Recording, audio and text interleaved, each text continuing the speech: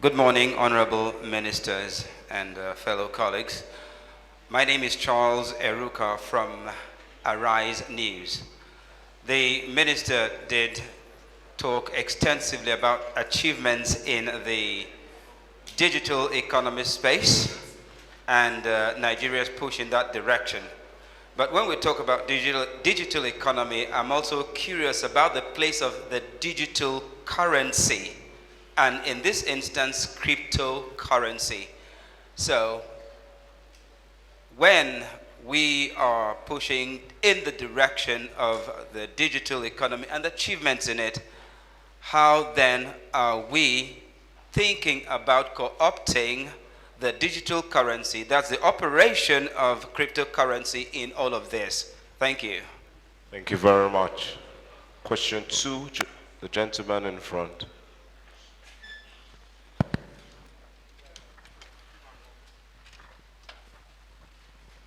Honorable Minister, my name is Abdurrahman Abdurrauf.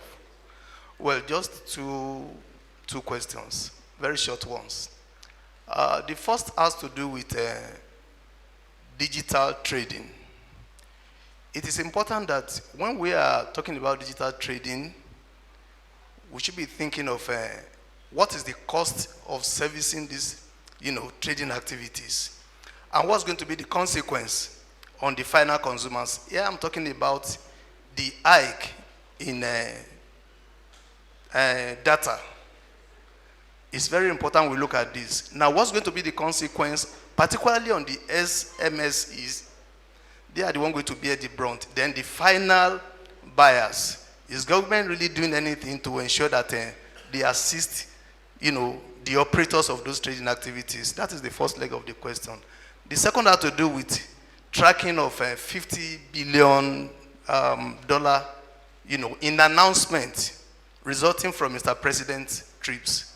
Now, how much of this have we been able to put together? Then maybe on the final note, $50 to $80 billion is what we are targeting by 2030. Where are we at the moment in terms of GDP? Thank you. Thank you very much for your 3-in-1 question. So I will throw it to the gentleman over there. Thank you. Good morning, ministers and colleagues. My name is Joshua Adams, and I report for Radio Nigeria. My question first, is at the onset of your presentation, you talk about collaboration with other ministries, and I'm particularly interested in the area of facilitating trade within the country. Talking about moving goods from the north to the south and other parts of the country. Across local government, you find these young men, stopping vehicles, and then sometimes it leads to perishing of these goods. What are you doing to ensure that goods can move freely across the country? And then secondly, talking about even entrepreneurs exporting their products.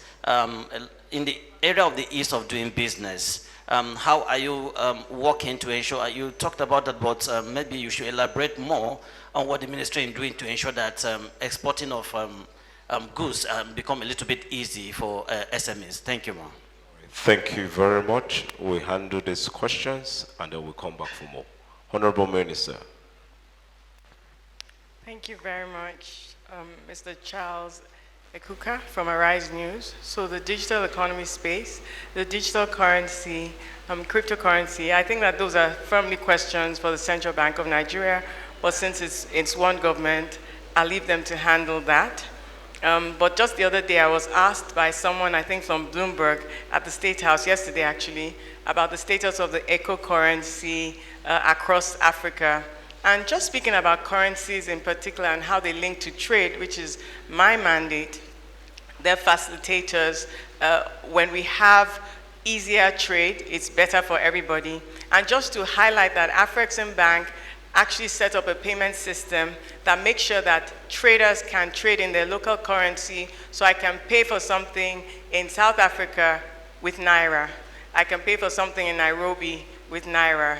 Someone can pay for something with the Rand in Lagos. And what this does is that it stops the need for Africans to pay correspondence banking fees, which was taking a lot of money out of the continent to London, to New York. And I believe that that's the spirit in which the question is being asked about cryptocurrency. So just to say that these are enablers, and we continue to support them because they unlock trade. In terms of digital trading again, Mr. Abdurrahman Abdul Raul, the cost of servicing trading activities and the hike in data prices, I think that Mr. President was really very restrained for a long time.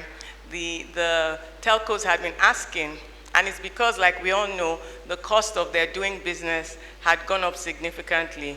And it got to a stage where we were all experiencing dropped calls, and we were all experiencing the downsides of not having sufficient infrastructure to support the system. So the discussion, it was well negotiated. It was the minimum hike possible to make sure that MSMEs can also still adjust. What it speaks to is productivity. When we can produce more and we're more competitive, we then can make more to cover. It's a game of skills. So we are supporting the MSMEs. The ministry has a ton of stakeholder engagements and programs, both in the ministry and the agencies under us, like the Industrial Training Fund, like Bank of Industry, like Nexim for trading. And these interventions strengthen the businesses to be able to withstand the consequences of whatever shocks they have from the economy. In terms of the $50 billion, how much has arrived? We continue to track it. I wouldn't want to release a certain figure that I know that I'll be held to, but we track the investment flows as they come in from the CBN per quarter. We also track what the Bureau of Statistics releases. Our role as Federal Ministry of Industry, Trade and Investment is to handhold those businesses, to remove the regulatory and bureaucratic bottlenecks, to share information, the transparency and the efficiency of public service delivery, to support them in whatever incentives are possible for them, and to bring that money home.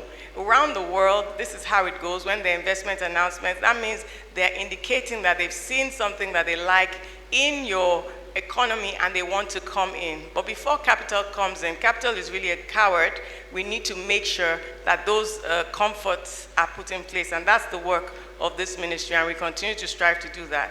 Mr. Joshua of Radio Nigeria, collaboration with other ministries, we're basically an enabler, that's what we do. And so trading within Nigeria is actually a reform from the PEBEC days, working with the Nigerian Governors Forum, working with the Joint Tax Board. I know exactly what you're talking about in terms of on market days, all the roadblocks that come up. Is the same thing towards the borders. We continue to work with all the agencies that are on ground in these, and it's good for the public to also pay attention and lend a voice so that this ease of doing business can also be facilitated as we support the trading within the country and also exporting of goods. So it's ongoing work, it's rigorous work. We all have to hold ourselves accountable on both sides of the divide, whether government or private sector, to deliver and enable the environment that we can all flourish in and be proud of. Thank you. All right. Thank you very much. So we take the second round. 1, 2, and I can see a third hand seated there. 3. Thank you. Thank you, Honorable Minister. I must applaud you for this very great achievement in this short period. My name is Bob Achanya, architect. I represent the African Center for Asia plus B Studies. I'd like to link your presentation to existential realities now. We look at your presentation, and I'd like to ask, within the Global South framework, within the AFTA framework, what is the ministry doing presently to escalate the interrelationships? I say this because, as you know, the Global South appear to be a little bit more sympathetic to development issues, especially across the developing world. We were in China. We also went to Kenya, and we went to Vietnam. all within 1 year. Of course, privileged to lead some federal government missions over there. And unfortunately, what we see is that the kind of trade that should be going on intra-Africa, for instance, between Nigeria and Kenya, you surprisingly do not find it. What are we doing to do that? Especially, maybe I should add, in dairy farming. We go to the Netherlands, our milk comes from there, there's a lot of milk sitting in Kenya, and they begin to wonder. For over how many years there has not been a chamber of commerce between Nigeria and Kenya. A lot is going on in that direction. So what is the ministry doing to excite those sensibilities now and then within the global framework, the Global South framework? I think it's important that you look at those areas so that the work that you did, the foundational work in PEBEC, can also come into there and see how you can loosen the bottleneck that are there. Thank you very much. Number 2.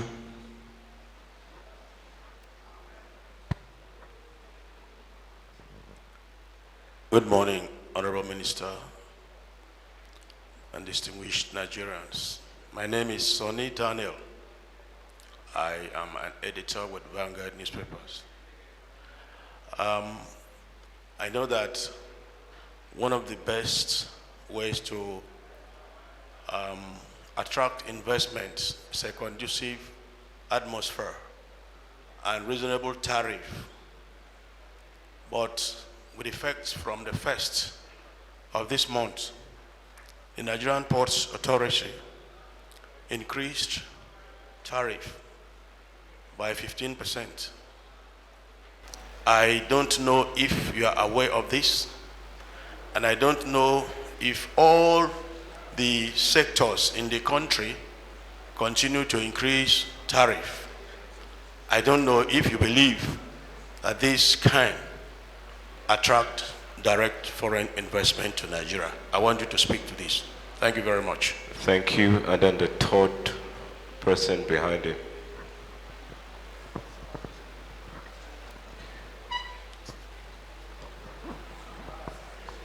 Sorry, the man behind him.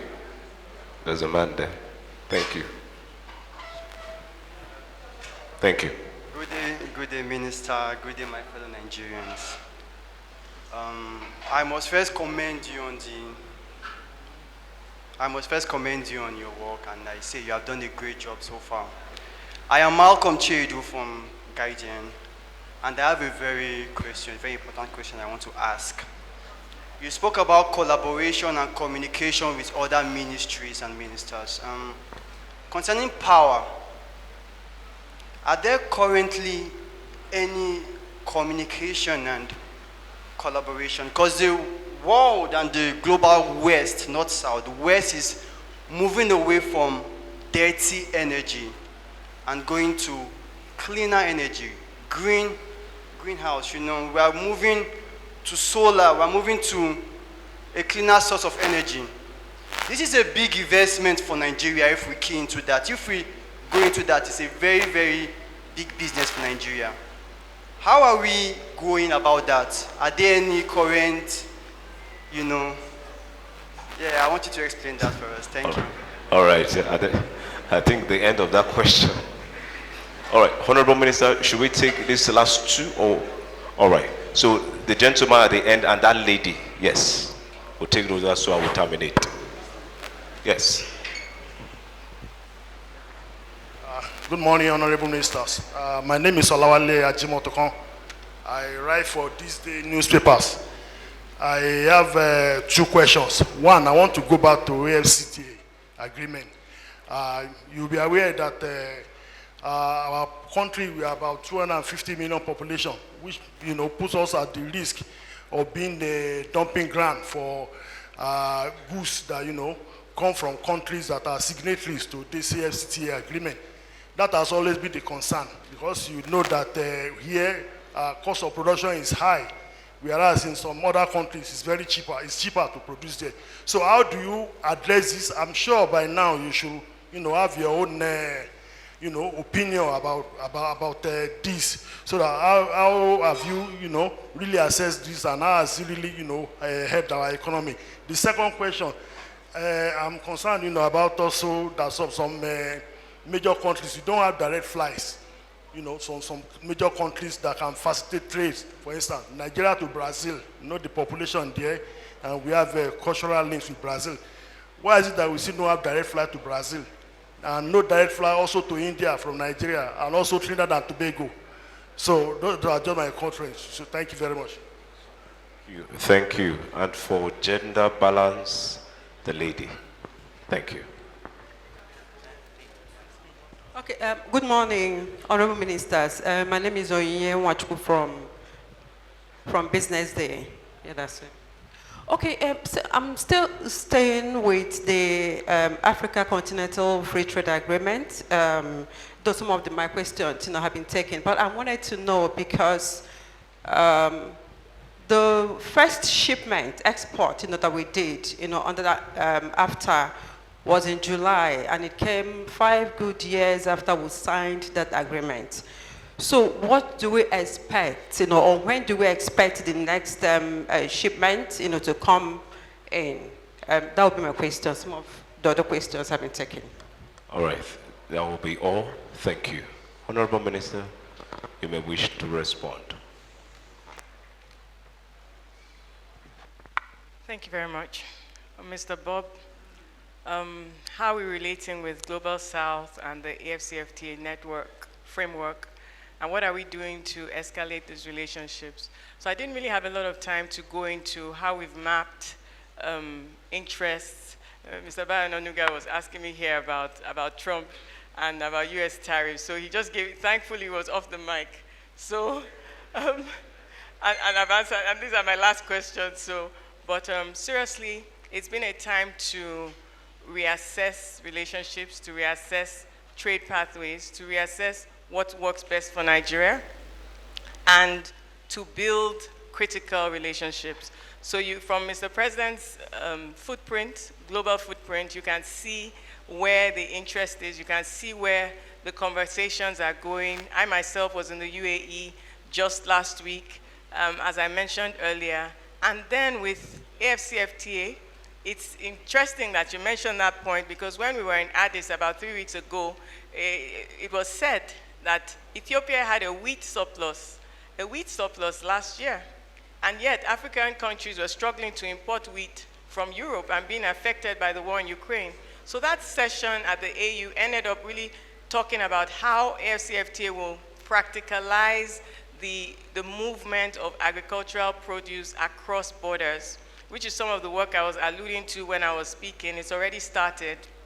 How we would have the tariff schedules that would allow produce to move freely across the payment systems, the customs procedures, the immigration rules, the value chains, all the things that would need trade to be facilitated.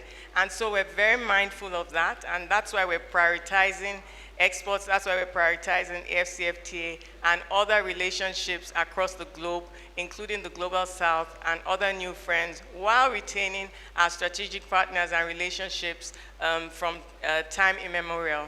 So Mr. Sonny Daniel of Vanguard Newspapers, attracting investments, it definitely needs a conducive environment and conducive tariffs. That's why we continue to push and work with the fiscal side and the monetary side of the government to make sure that we are the champions for trade in government, we're the champions for industry. We continue to work with other agencies. As you know, from PEPEC, I was working with over 50 federal agencies on ease of doing business, the people issues, the processes, and transparency. So this is very close to my heart, and we continue to engage and to ask for other pathways and to make sure that as a government we don't have unintended consequences. So it's communication that is key, and we'll continue to do that. So Mr. Chiedu, collaboration and communication again with other MDAs, I just touched on this. For power, where I was just talking with the Honorable Minister of Power just yesterday at FEC, and a lot of the work that he's been doing that is already beginning to bear fruit, even with the painful challenges. I mean, I was saying it the other time when Richard Quest kind of threw that at me power. And I said, we're working on it. And that's just the truth. We're working on it. And we also have a lot of unconventional pathways. We have renewable energy. We have a lot of IPPs around the country. Anything that private sector can do to deliver more power, to power this economy to deliver. The ministry actually has a green strategy, and I'm so glad you asked about entering the carbon credits market and all that. That's one of our targets for next quarter. So Mr. Olawale, from this day, the AFCFTA agreement and dumping, so this was what Nigeria's main reasoning was and delayed our signing. But while we're thinking about dumping and how it will negatively, there was a time during the negotiations that the other countries had to call us out that if Nigeria is shaking, what should smaller economies say? We're the giants of Africa. Our people are entrepreneurial. They're already trading in Namibia, in Kenya. They're already everywhere. So AFCFTA just helps them to trade even more. We're not afraid of things coming into our economy. We'll make sure through trade facilitation and rules of origin that nothing gets dumped on this economy. But at the same time, we're very bullish about exporting our quality products because our products are in demand and they are good all across the continent and the world. So the cost of production, it keeps coming down when you have economies of scale, so we continue to work on that. And I just watch out for the space. We're also looking into something around direct cargo flights across Africa for our traders because they trade a lot. So if we can bring them together, we can bring the cost down for cargo flights and further facilitate trade. So those are the kind of things that the ministry works on. I'd just like to end with Ms. Nwachukwu from Business Day, Mrs. AFCFTA first. Definitely 5 years, we didn't start as vibrantly as we could have, but we're picking up and we're being led by our businesses, our traders, and our services. They are going ahead of government. They're already trading across Africa. So ours is to facilitate for them. We signed the agreement. It's 5 years on. We actually announced our 5-year implementation review on the 16th of January when the Secretary General of the WTO Secretariat visited us here in Abuja. And we're re-strategizing on how to optimize. It's one of our main priorities for Mr. President's agenda. So with that, thank you. Thank you. Thank you very much, Honorable Minister. The Honorable Minister of State will make some interjections at this point. Yeah, thank you, Honorable Minister.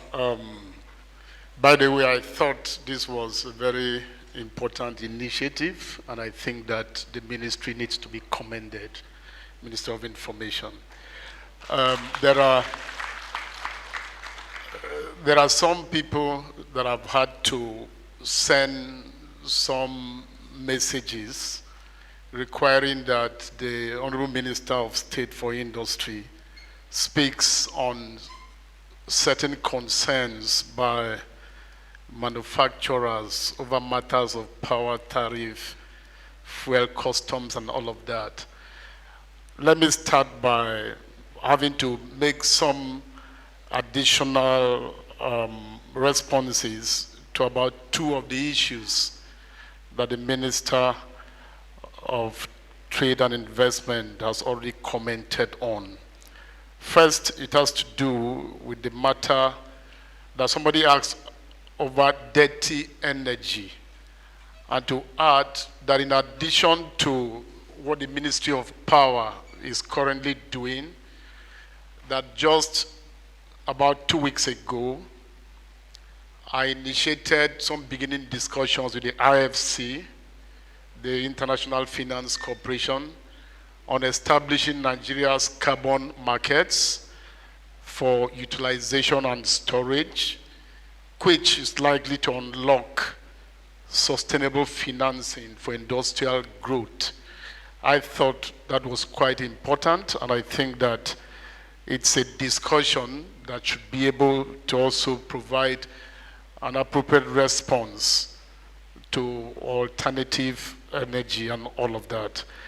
There is a question about dumping, and I mean, at the beginning of this engagement, the minister had talked about, the beginning of a nationwide industrial push, which has already taken me to one zone in the country.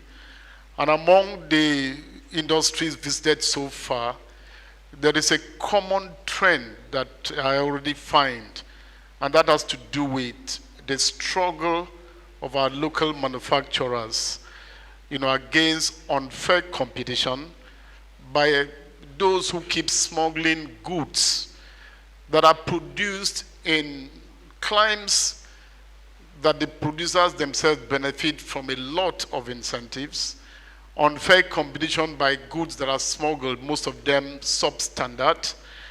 And that is one of the reasons for the inauguration of the Industrial Revolution Work Group, which is a one-stop group, setting that has in it, officials of the customs, finance, all related and relevant agencies that I think that you don't need to go too far to try to provide some common solutions to the challenges that manufacturers and industrialists are facing.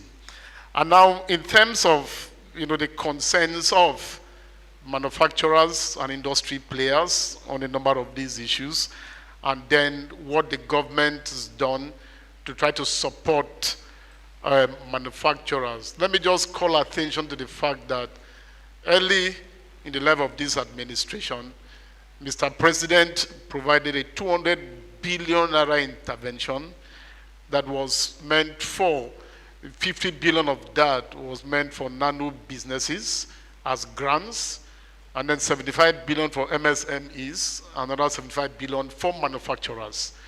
I think that that provision, that intervention, is still being managed by the Bank of Industry. Let me also say that, one of the things that government and the ministry is currently looking at and pursuing is on how to get our manufacturers to benefit from an appropriate, pricing of gas. I think that this is likely going to be the game changer, that our manufacturers and our industrialists are also able to purchase gas the same way that is done, in mostly, some other sectors of our economy. And I think that when this happens, a lot of the matters about cost are going to be brought down. Finally, of course, we are aware that as at last week, a certain 4% charge that was begun by the customs and all that was withdrawn, was stopped by this government. And I think that these and many more are most of the things that government continues to do to enable a viable, and strategic industrial sector. Thank you.